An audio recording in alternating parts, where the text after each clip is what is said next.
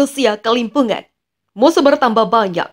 Kini duet Amerika-Jerman terlibat dalam perang di Ukraina.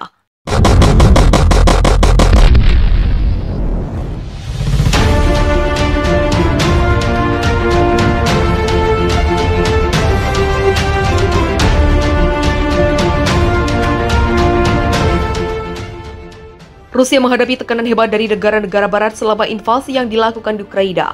Tak hanya mendapat sanksi ekonomi, Rusia mendapat perlawanan dengan bantuan-bantuan yang diberikan negara barat untuk Ukraina. Amerika Serikat akan menambah bantuan paket senjata baru senilai 150 juta dolar AS untuk perang Ukraina melawan invasi Rusia.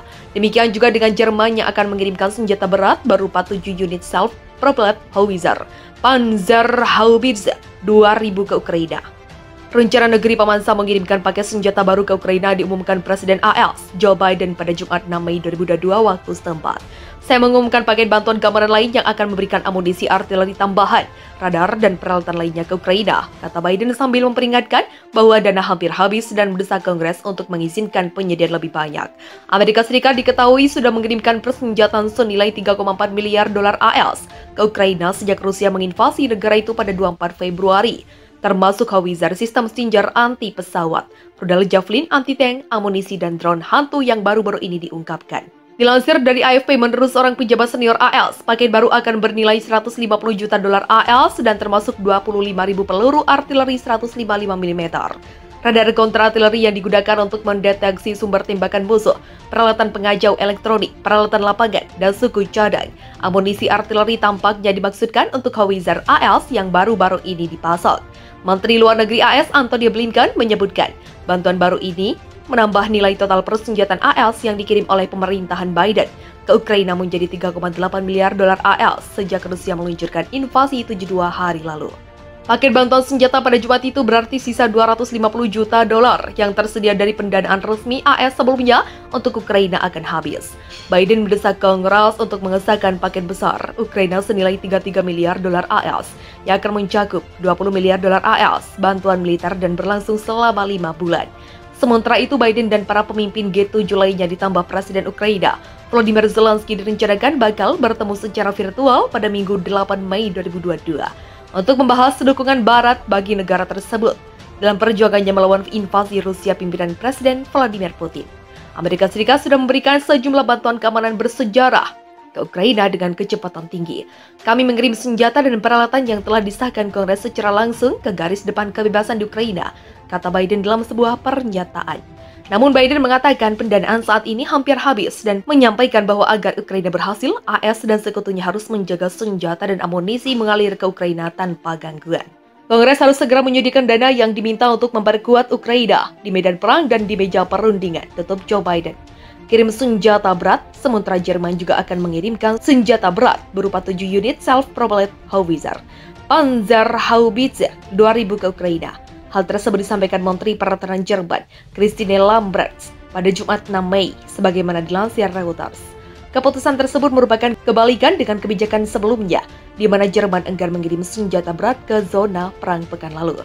Senjata berat itu akan keluar dari gudang angkatan bersenjata Jerman atau Bundeswehr dan langsung dikirim setelah dilakukan pemeliharaan. Inspektur Jenderal Bundeswehr Eberhard Zorn mengatakan pelatihan kelompok pertama yang terdiri atas sekitar 20 tentara Ukraina diperkirakan akan dimulai pekan depan di kota Idar Oberstein, Jerman. Dia menambahkan bahwa pasukan Ukraina yang akan dilatih memiliki pengalaman dalam mengoperasikan meriam howitzer buatan Uni Soviet. Permintaan Ukraina untuk senjata berat meningkat sejak Moskwa mengalihkan senjata terberatnya ke timur dan selatan negara itu setelah gagal menduduki Kiev. Berlin juga akan masuk paket amunisi pertama untuk Panzerhaubitze 2000 yang dibuat oleh perusahaan pertahanan Jerman KMW. Zorn menuturkan pembelian amunisi selanjutnya akan ditangani langsung antara Kiev dan perusahaan tersebut. Panzerhaubitze 2000 adalah salah satu senjata artileri paling kuat dalam inventaris Bundeswehr dan dapat mencapai target pada jarak 40 km. Pekan lalu, Berlin setuju untuk memasok Kiev dengan senjata berat setelah para kritikus mengkritik Jerman. Sebagian besar senjata berat yang telah dikirim negara-negara NATO ke Ukraina sejauh ini adalah senjata buatan Uni Soviet yang dimiliki negara-negara anggota NATO Eropa Timur. Tapi, Amerika Serikat dan beberapa sekutu lainnya sudah mulai memasok Kiev dengan howitzer buatan Barat. Zelensky ajukan syarat untuk kesepakatan damai. Sementara itu, Presiden Ukraina Volodymyr Zelensky mengatakan, kesepakatan damai apapun dengan Rusia akan bergantung pada apakah pasukan Rusia mundur di posisi mereka pro-invasi atau tidak. Berbicara kepada sebuah lembaga pemikir London, Zelensky mengatakan bahwa itu adalah batas minimum kompromi yang dapat diterima negaranya. Zelensky menegaskan dia adalah pemimpin Ukraina, bukan mini Ukraina. Namun dia tidak menyebut Crimea yang dianeksasi oleh Rusia pada 2014. Rusia saat ini sedang berjuang untuk mengambil kendali penuh atas kota Mariupol. Masih ada pasukan Ukraina bersama dengan beberapa warga sipil di pabrik baja Azovstal yang luas di kota Tenggara yang sudah menjadi sasaran serangan gencar Rusia. Mengambil Mariupol akan menjadi pencapaian terbesar Rusia dalam 2 bulan perang. Itu juga akan memberi Presiden Rusia Vladimir Putin sesuatu untuk dirayakan pada 9 Mei merupakan hari kemenangan di Rusia. Bagi Rusia, hari kemenangan 9 Mei adalah hari yang menandai kemenangan Soviet atas Nazi dalam Perang Dunia Kedua.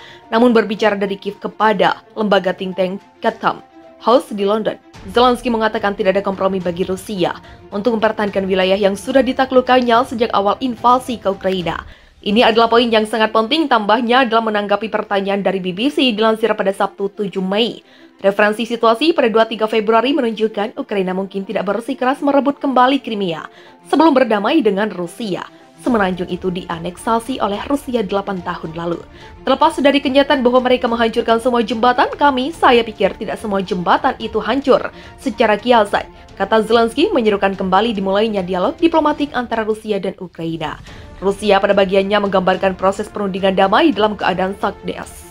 Lebih banyak lagi yang diyakini masih terperangkap di terowongan dan bunker era Soviet di bawah pabrik yang luas itu. Wakil Perdana Menteri Ukraina Irina Vereshchuk mengatakan operasi itu diperlambat oleh pertempuran dan apa yang disebutnya provokasi. Dilansir dari AFP, menurut seorang pejabat senior AELS, paket baru akan bernilai 150 juta dolar AELS dan termasuk 25.000 peluru artileri 155 mm. Radar kontra-artileri yang digunakan untuk mendeteksi sumber tembakan musuh, peralatan pengajau elektronik, peralatan lapangan, dan suku cadang. Amunisi artileri tampaknya dimaksudkan untuk howitzer AELS yang baru-baru ini dipasok. Menteri Luar Negeri AS Antony Blinken menyebutkan bantuan baru ini menambah nilai total persenjataan AELS yang dikirim oleh pemerintahan Biden ke Ukraina menjadi 3,8 miliar dolar AELS sejak Rusia meluncurkan invasi 72 hari lalu. Paket bantuan senjata pada Jumat itu berarti sisa 250 juta dolar yang tersedia dari pendanaan resmi AS sebelumnya untuk Ukraina akan habis. Biden mendesak Kongres untuk mengesahkan paket besar Ukraina senilai 33 miliar dolar AS yang akan mencakup 20 miliar dolar AS bantuan militer dan berlangsung selama 5 bulan. Sementara itu, Biden dan para pemimpin G7 lainnya ditambah Presiden Ukraina Volodymyr Zelensky direncanakan bakal bertemu secara virtual pada Minggu 8 Mei 2022. Untuk membahas dukungan Barat bagi negara tersebut dalam perjuangannya melawan invasi Rusia pimpinan Presiden Vladimir Putin.